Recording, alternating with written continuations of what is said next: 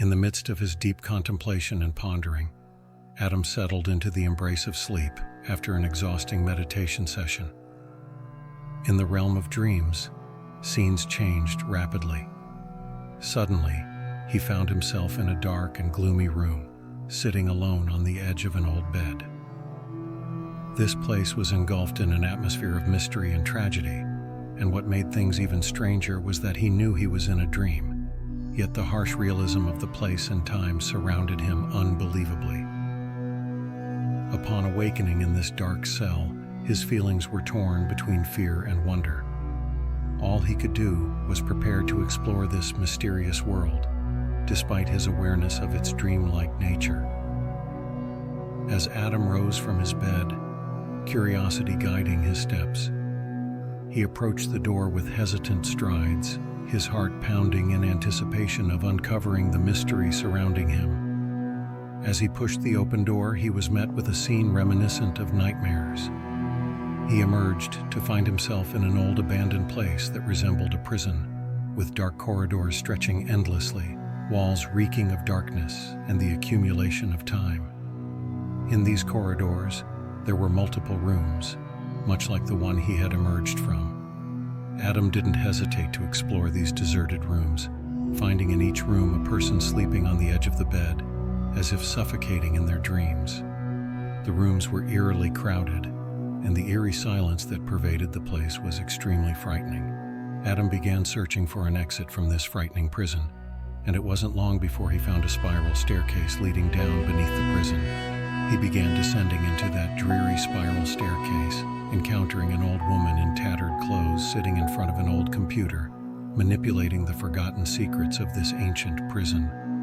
As he passed by her, Adam felt a sense of astonishment and curiosity enveloping him. The old woman rose quickly and cast him a sharp glance as a warning, then pointed at him with her hands in a stern warning to return to his cell. Adam felt that something strange was happening within this place, but he decided to ignore it and rushed downstairs, searching for freedom and salvation. Adam reached the bottom of the prison, advancing through the eerie path, with each step he took increasing the mystery and tension surrounding the place. As he passed through dark and deserted places, he found a giant, dreary door that seemed to separate the world he knew from another mysterious and unknown world. The door was incredibly daunting, instilling a sense of fear and astonishment in Adam's heart. However, Adam did not lose his courage. Instead, he took steady steps towards this giant door, ready to discover what this unknown world held for him. Adam pushed the door with all his might, and here came the shock, astonishment, and wonder. Behind the door was not a dark prison as expected, but trees swaying gently, birds soaring in the clear blue sky, and peaceful, beautiful inhabitants awaiting him with warm smiles and bright eyes. As Adam entered this enchanting world, he felt that this place knew about his former prison, and they were happy that he discovered the truth and escaped. The joy of the inhabitants at seeing him was evident as they greeted him warmly and peacefully, as if they had been awaiting his arrival for a long time. At this moment, Adam felt true liberation. He was not trapped in the place that had imprisoned him for so long, but he found himself in a new place pulsating with life, peace, and love, where he could now start a new life with freedom and happiness. However, his happiness didn't last long. Two people dressed as police officers appeared in front of him and the surrounding inhabitants, their faces devoid of mercy, instilling fear and anxiety in the onlookers. Quickly, and as if they knew everything, they approached Adam and grabbed his arms forcefully, trying to return him to his former prison. Despite Adam's desperate attempts to escape and elude, his efforts were in vain. The surrounding inhabitants tried to intervene and mediate with the policemen to persuade them to retreat, yet it was not enough to convince the policemen, who insisted on their mission and took Adam back to prison. One of the inhabitants tried to persuade the policemen to reconsider their decision, saying, "Let him enjoy his freedom, for he has discovered the truth and escaped from the prison of illusion by himself and without anyone's help."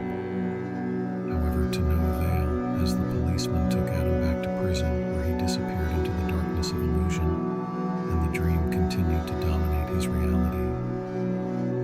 Afterward, Adam woke up from his disturbing dream to find himself once again in his room at home. Caught between wakefulness and sleep, he heard a clear voice echoing in his head, saying to him, "Do not despair, do not surrender, do not retreat. You simply were not ready to leave the Matrix, and that's why they returned you to prison." These words seemed like an echo of internal warnings, reminding Adam of the necessity of resilience and perseverance in facing challenges and not breaking in the face of difficulties. These words left a deep impact on his mind, making him contemplate their meaning and draw lessons from his strange experience. And thus, the story ends, leaving behind many questions and reflections about truth and illusion, and the power of will and resilience in facing difficult circumstances and challenges.